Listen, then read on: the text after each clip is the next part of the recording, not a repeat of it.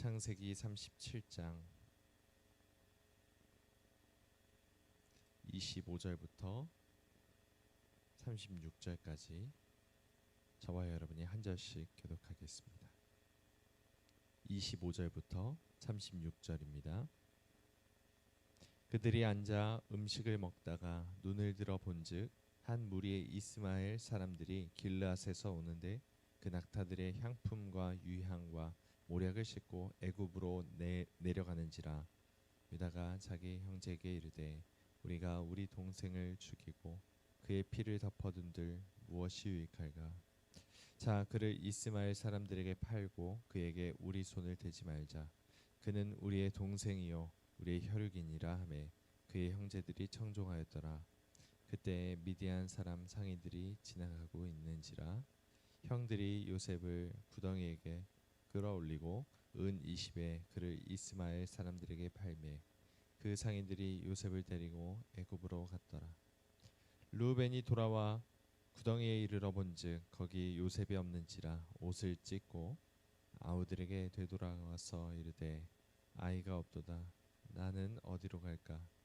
그들이 요셉의 옷을 가져다가 수념소를 죽여 그 옷을 피에 적시고 그의 채색 옷을 보내어 그의 아버지에게로 가지고 가서 이르기를 우리가 이것을 발견하였으니 아버지 아들의 옷인가 보소서 하매 아버지가 그것을 알아보고 이르되 내 아들의 옷이라 악한 짐승이 그를 잡아먹었도다. 요셉이 분명히 찢겼도다 하고 자기 옷을 찢고 굵은 배로 허리를 묶고 오래도록 그의 아들을 위하여 애통하니 그의 모든 자녀가 위로하되 그가 그 위로를 받지 아니하여 이르되 내가 슬퍼하며 스올로 내려가 아들에게로 가리라 하고 그의 아버지가 그를 위하여 울었더라. 그 미디안 사람들은 그를 애굽에서 바로의 신하 친위 대장 보디발에게 팔았더라. 아멘. 오늘 본문 말씀을 보시면 그 어디서도 선한 행위를 찾아볼 수가 없습니다. 25절을 보시면 요셉이 구덩이에 던져진 채 울부짖고 있는데 그의 형들이 무엇을 하고 있죠? 식사를 하고 있습니다. 그래도 자기 혈육인데 이 아이를 지금 죽이려고 구덩이를 넣은 후에 자기들끼리 밥을 먹는 이 장면이 도무지 이해가 되지 않을 정도로 잔인한 비인간적인 모습이 드러나고 있습니다. 또한 그 다음 절인 26절을 보시면 유다가 이 이스마엘 사람들이 오는 것을 보고 노예로 팔자고 하는 이 제안이 선해 보일 정도죠. 우리 손에 피를 묻혀봤자 유익이 없다. 그래도 우리 혈육이다. 그러니까 그냥 은 20에 팔아 넘기자. 차라리 이게 낫지 않겠느냐. 이렇게 말하는 것이 오히려 선해 보일 정도로 아주 악한 이 유다 이 모든 야곱의 아들들의 모습을 보게 됩니다. 또한 31절을 보시면 그의 채색 옷을 동물 피에 적셔서 마치 들짐승의 요셉이 죽임을 당한 것처럼 꾸미고 거짓으로 아버지를 속이고 아버지의 마음에 대못을 박는 그런 행동을 서슴지 않고 있습니다. 이처럼 야곱의 아들들의 모습은 죄악으로 가득한 세상 사람들의 모습과 전혀 다를 것이 없습니다. 이 하나님을 경외한다라고 말하는 이 가정의 모습이 정말 세상 사람들과 전혀 다를 바가 없는 이 죄인의 상태임을 적나라하게 드러내고 있죠. 여러분, 예수님이 잡히시던 날을 한번 생각해 보십시오. 유대 지도자들, 이 대제사장들, 하나님을 섬긴다라고 말하는 이 바리새인들의 모습이 시기심으로 인해서 예수님을 죽이려고 안달이 난 그 모습을 우리가 보게 됩니다. 그래서 예수님을 사로잡죠. 또 가룟 유다는 어땠습니까? 예수님과 함께 3년 동안 동고동락한 가족처럼 그렇게 생각하고 살았던 자기 스승을 은 30에 팔아 넘깁니다. 아무 죄도 없는 예수님에게 죄를 뒤집어 씌우기 위해서 거짓 증인을 동원하기도 하고 결국 사형 선고까지 받아내는 완악하고 잔인한 모습이 그들에게 있었죠. 이 창세기에 나오는 야곱의 가족, 하나님을 경외하던 가족이나 신약에 나오는 유대인들, 하나님을 경외한다고 말하는 민족이나 전혀 다를 바가 없는 살인자의 모습이었고 거짓말하는 모습이었고 모든 것을 꾸며내는 시기심에 가득한 모습들을 보게 됩니다. 결국 모든 사람이 다 죄악에 완전히 사로잡혀 있는 모습을 볼 수가 있는 것이고, 이런 죄인들에게는 아무 소망이 없다라는 것을 성경은 계속해서 드러내고 있습니다. 그럼 이 시대를 살아가는 우리들은 어떻습니까? 우리는 이 하나님을 경외한다고 말하고 예수님을 믿는 우리들은 이들과 뭔가 다른 것이 있을까요? 좀 다른 어떤 면모가 있을까요? 그렇지가 않습니다.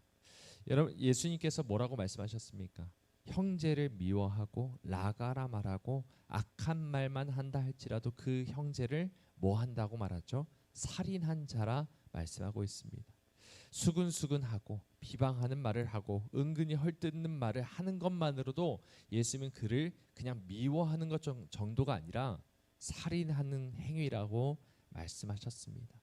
우리가 누군가를 시기하고 마음속으로 미워하고 남을 속이고 남의 자기의 유익을 위해서 남을 해하는 행동들이 우리에게도 버젓이 있다라는 것을 우리가 인지하지 못한다면 우리 스스로를 너무나도 더욱더 낮게 여기고 아주 좋은 사람으로 여기고 자기 의에 빠진 채 나는 그래도 괜찮다라는 착각 가운데 살아갈 수 있다라는 것입니다. 우리는 죄인입니다. 이것을 인정해야 합니다. 나의 가족들, 내가 사랑해야 할 사람조차도 온전히 사랑하지 못하고 이웃을 위해 희생하기는커녕 너무나도 쉽게 정죄하고 판단하고 시기하고 질투하고 입으로 헐뜯고 용서하지 못하고 거짓말하는 죄인 중에 괴수의 모습이 바로 나라는 것을, 이것이 바로 나의 모습이라는 것을 우리가 인정해야 한다는 것입니다.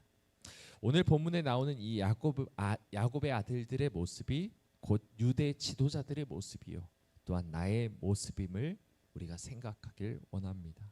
하지만 여러분, 이 창세기 나오는 선한 것이 하나도 없는 야곱의 아들들, 소망이 없는 그 가정의 모습에도 불구하고 하나님은 노예로 팔려간 요셉을 통해서 그 가정에 큰 구원을 베푸실 것을 예비해 놓고 계십니다.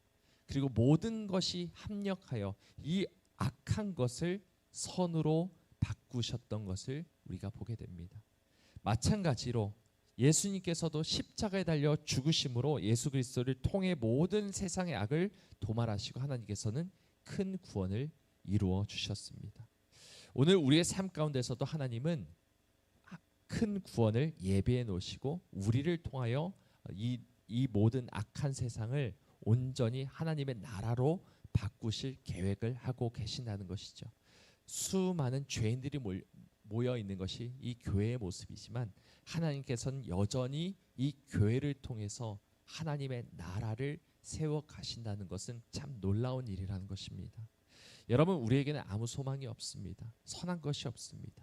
오늘 이 사실을 인정하고 하나님 앞에 죄인의 모습으로 나아갈 때 내가 죄인입니다. 내가 죄인 중에 괴수입니다를 인정하고 하나님의 구원을 바라볼 때, 하나님의 일하심을 바라볼 때 여전히 하나님께서는 우리를 쓰실 것이고 하나님의 자녀로서, 하나님의 도구로서 이 죄악으로 가득한 세상을 하나님의 나라로 바꾸실 것을 소망하며 살아가는 우리 모두가 되길 간절히 소망합니다. 오늘도 우리를 불쌍히 여겨주시고 신실하신 하나님께서 우리의 삶을 역전시켜 주시며 악으로 완전히 휩싸여 있는 이 세상을 이 죄인인 우리들의 모습으로, 우리의 삶으로 다시 한번 바꿔내실 큰 구원을 예비해 놓으실 선한 길로 인도하시는 하나님을 의지하며 살아가는 우리 모두가 되기를 주님의 이름으로 간절히 소망합니다.